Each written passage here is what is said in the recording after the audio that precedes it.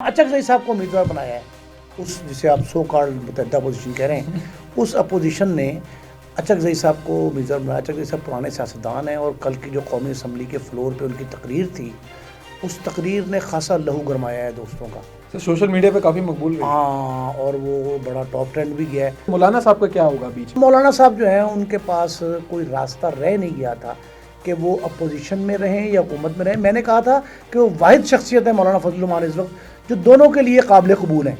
अस्सलाम वालेकुम नाज़रीन, मैं हूं जवाद ज़ैदी और आप देख रहे हैं एडिटोरियलिज्म। नाज़रीन, हफ्ते को हम देखते हैं कि छुट्टी का दिन होता है, सरकारी छुट्टी होती है और 2 दिन छुट्टी के होते हैं, लेकिन इस छुट्टी में भी गहमा गहमी रही और कल के दिन भी हमें गहमा गहमी देखने को मिलेगी। सियासी पारा जहां बहुत हाई है, वहीं पे मौसम भी अब करवट लेता हुआ दोबारा से नजर आ रहा है। चंद दिनों की गर्मी के बाद फिर से मौसम ठंडा हो गया ऐसे, और ये मौसम की जो बारिश है उसने क्या गुड गवर्नेंस के राज खोले, इस पर बातचीत करेंगे। इससे पहले आज की टॉप स्टोरीज पे बात करेंगे और हमारे साथ मौजूद हैं नईम मुस्तफ़ा साहब, सीनियर साफ़ी व तजियाकार। इनसे गुफ्तगू करते हैं और आज की टॉप स्टोरीज पे गुफ्तगू करेंगे और देखते हैं कि क्या होता है। अस्सलाम वालेकुम सर। वालेकुम सलाम। सर, सदर और वजीर आजम के उम्मीदवारों का ऐलान कर दिया गया है और नॉमिनेशन वजीर आजम के आज एक्सेप्ट भी हो गए हैं, दोनों ने दे दिया। सुन्नी इत्तेहाद कौंसिल से कौन आ रहा है और पीडीएम का कौन होगा और ये किस तरह खड़े हैं, और इसी सवाल के साथ एक सवाल ऐड कर लें कि मौलाना साहब का क्या होगा बीच में। आप देखें, अपोजिशन जो है ना इस वक्त मुत्तहिदा अपोजिशन, मुतहदा तो नहीं है अभी सर, फिलहाल, अचकज़ई तो साहब आ आज़ाद गए हैसियत में जो कामयाब हुए।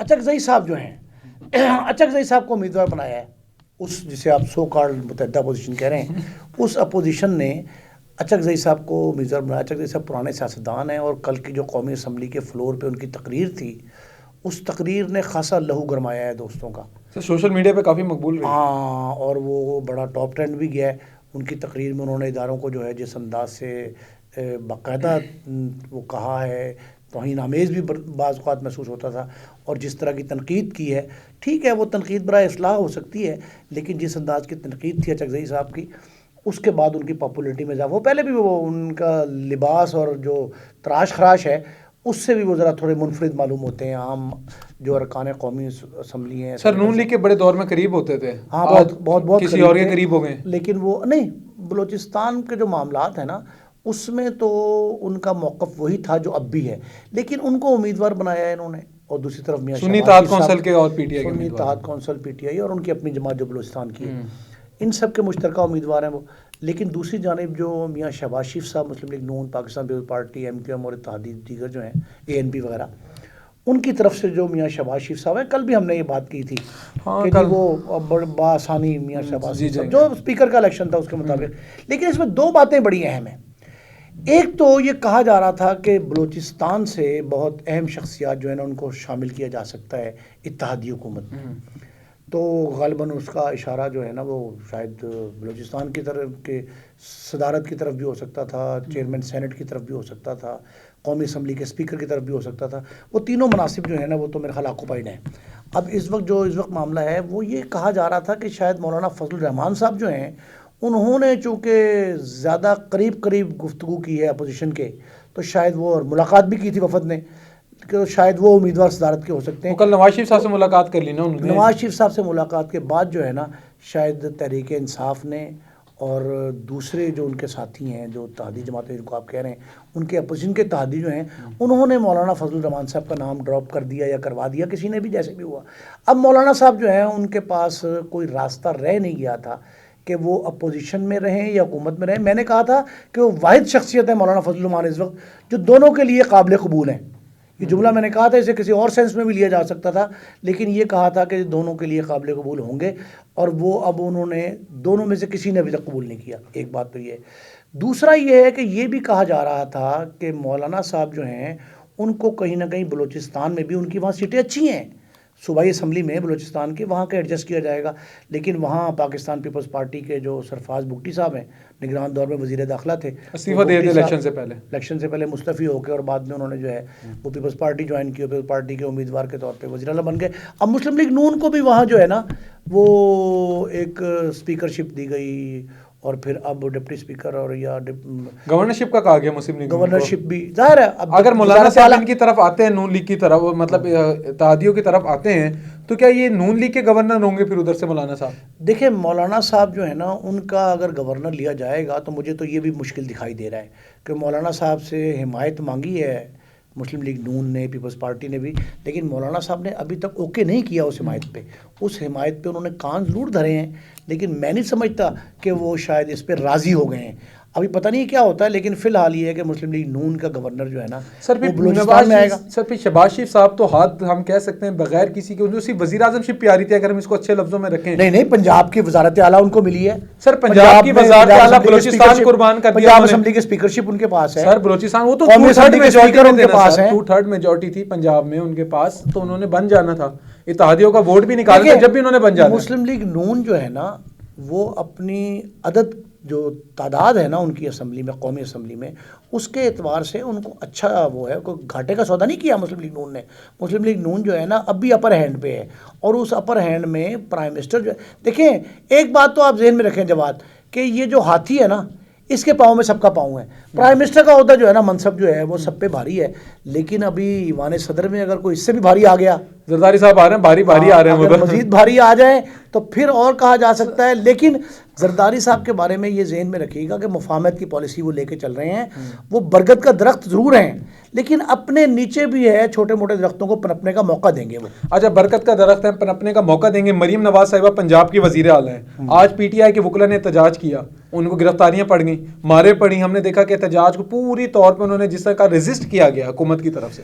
دیکھیں وہ سیاست میں اگر ہم ادھر سوال ایک اور ایڈ کر لیں کہ ہم کئی دنوں سے کہتے جا رہے تھے کہ نہیں مریم نواز صاحبہ اپوزیشن لیڈر سے ملی، بہت اچھا اقدام تھا، لیکن اب وہیں اپوزیشن کو دیوار سے چننے کی بھی اقدامات ہو رہے ہیں. اب یہ بھی سمجھ مجھے نہیں آ رہی، آپ ذرا اس پہ غور فرمائیں. ایک طرف پی ٹی آئی کے بانی چیئرمین کی طرف سے ان کی جانب سے یہ آئی تھی احتجاج کی اور ہڑتال کی کال.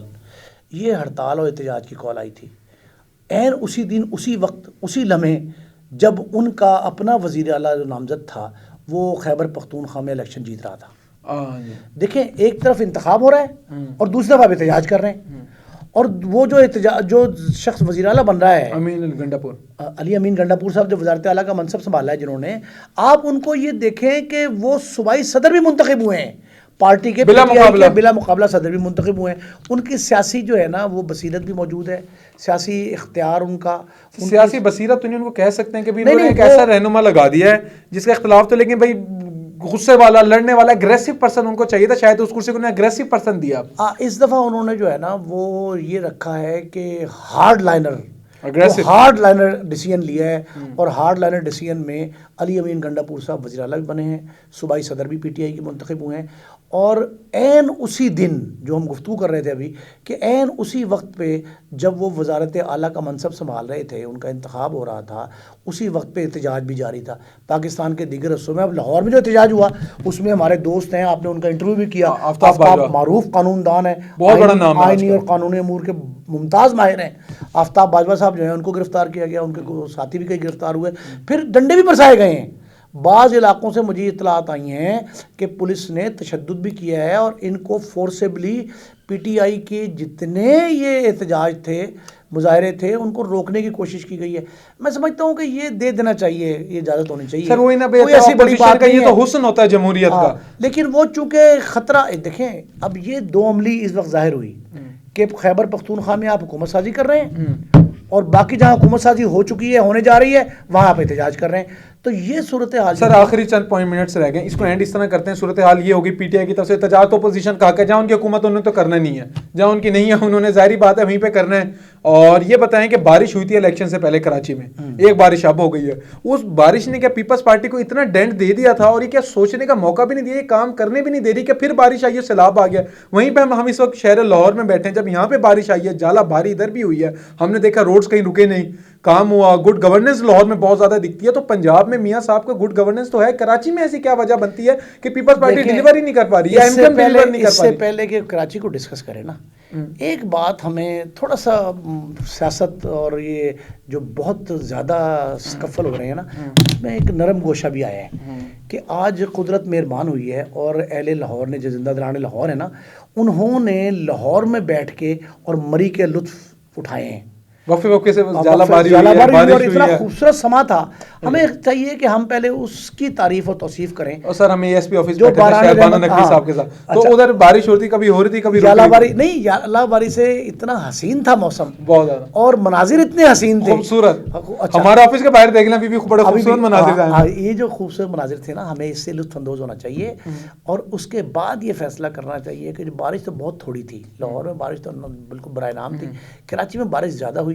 وہ جو بلاول صاحب کا جملہ نہیں چلتا، جب زیادہ بارش ہوتا ہے تو زیادہ پانی آتا ہے، بارش ہوتا تھا پانی آتا ہے، جب زیادہ بارش ہوتا ہے زیادہ پانی زیادہ۔ سر، لیکن گڈ گورننس ہونی چاہیے تھی، ان کا بھی انتظام رکھنا اچھا، چاہیے تھا۔ یہ میٹروپولیٹن بات سٹی ہے۔ ہماری ریکویسٹ ہے نو منتخب وزیر اعلیٰ جو ہیں شاہ صاحب، مراد علی شاہ صاحب، کہ مراد علی شاہ صاحب جو ہے نا وہ سیوریج کا وہاں نظام درست کریں، اور وہاں جو بڑے بڑے ڈسٹ بن بنے ہوئے ہیں اور فلس ڈپو بنے ہوئے ہیں ان کو ختم کرائیں، اور یہ جو ڈسپوزل ہے نا، ڈسپوزل پانی کا ڈسپوزل بھی اور کچرے کا بھی، ان کا مناسب دیکھیں آپ، اگر لاہور سے بذریعہ ٹرین کراچی جائیں نا، تو کراچی حیدرآباد سے آپ کراس کریں گے، اس کے اطراف میں نا آپ کو پٹری کے اطراف میں آپ کو بڑے بڑے کوڑا دان دکھائی دیں گے، کوڑے ہیں بڑے بڑے، ہر جگہ کوڑا سٹیز بن گئی، کچرا پورا مذاق بنایا جاتا تھا، راستے میں ریلوے کی زمین پہ بھی آپ سارا ڈمپ کرتے ہیں، وہ ڈمپنگ سٹیشن بن گئے، تو یہ ڈمپنگ سٹیشن ختم کرائیں۔ سر شباز شریف لگا رہے ہیں نا کوڑوں پہ ٹیکس، ہاں وہ ٹیکس تو لگے ہیں، لیکن وہ سندھ میں بھی لگنا چاہیے، پھر وہاں بھی لگوا دیں۔ لیکن ایک بات جواب دیکھنے والی ہے، اور وہ بڑی اہم ہے پبلک پوائنٹ آف ویو سے،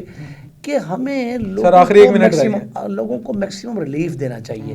یہ خاص سیوریج کی شکل میں دیکھیں، عام درخت میں پریشانی ہوتی ہے، ٹریفک رک جاتی ہے، کئی کئی گھنٹے لوگوں کے ضائع ہوتے ہیں، پیٹرول ضائع ہوتا ہے، پیٹرول اتنا مہنگا ہے، اور گاڑی آپ بند کریں تو فوراً پھر اسٹارٹ کرنی پڑتی ہے۔ لیکن سر پنجاب کہیں نہ کہیں گڈ گورننس میں آ گیا ہے، نہیں، پنجاب میں گورننس ڈیفینیٹلی بہتر ہے۔ مراد علی شاہ صاحب کو چاہیے کہ وہ پنجاب کی گڈ گورننس سے فائدہ اٹھائیں، ان کے تجربات سے فائدہ اٹھائیں۔ انہوں نے کیا شباز شریف صاحب نے۔ اب ایک اور بھی تجویز ہے، انٹر پروونشل جو ایکسچینج پروگرام ہے نا، جی سر، وہ افسروں کی بھی ہونا چاہیے، LWMC ہے، SWMC ہے، ادھر کا افسر اس صوبے سے دوسرے میں جا سکتے نہیں، صوبوں میں اکٹھے کر کے ان سے تجربات سے فائدہ اٹھائیں۔ خیبر پختونخوا کے لوگوں کو دیکھا جائے، بلوچستان کے لوگوں کو بھی فائدہ پہنچنا چاہیے۔ یہ سارے مل کے انٹر پروونشل ایکسچینج پروگرام جو ہے نا، وہ اعلیٰ افسروں کا بھی ہونا چاہیے، اور ان کے ذریعے آپ کو چاہیے کہ آپ کسی نہ کسی طریقے پہ یہ چھوٹے موٹے عوامی مسائل جو گلی محلے کے ہیں نا۔ اچھا، پھر اس میں بلدیاتی الیکشن کا اناؤنسمنٹ ہو گیا ہے، یہ بڑی اچھی خبر تھی ہمارے یہاں جیمرا کی اور بلدیاتی الیکشنز کا آپ نے بڑی اچھی خبر دی ہے کہ جی بلدیاتی نظام پنجاب میں شروع کر رہے ہیں، اور یہ سنا یہ کہ سپٹمبر اور الیکشنز کرا دیں گے اس کے نا، تو یہ کروائیں گے۔ تو ہمیں بلدیاتی سسٹم کو بھی مضبوط بنانا چاہیے، اور یہ مسائل جو ہیں ان کو فوری حل کرنا چاہیے۔ بلدیاتی سسٹم کو مضبوط بنانا چاہیے، مسائل حل کرنے چاہیے۔ یہ ناظرین آج کی گفتگو ٹاپ سٹوریز پہ گفتگو آپ نے دیکھی، موسم بہت اچھا ہے، پورے پاکستان میں سب بارش ہو رہی ہے، سننے میں تو یہی آ رہا ہے میڈیا رپورٹس کے مطابق۔ لاہور میں تو خاطر خواہ موسم بہت اچھا ہے، گھروں سے نکلیں، انجوائے کریں، اور خاص خیال رکھیں اپنی صحت کا اور اپنی حفاظت کا رکھیں۔ بارش ہو رہی ہے بہت زیادہ، بجلی کی تاروں سے دور رہیں، کھمبوں سے دور رہیں۔ اسی کے ساتھ ہمیں دیں اجازت، ملتے ہیں ایک نئے پروگرام کے ساتھ، تب تک کے لیے اللہ نگہبان۔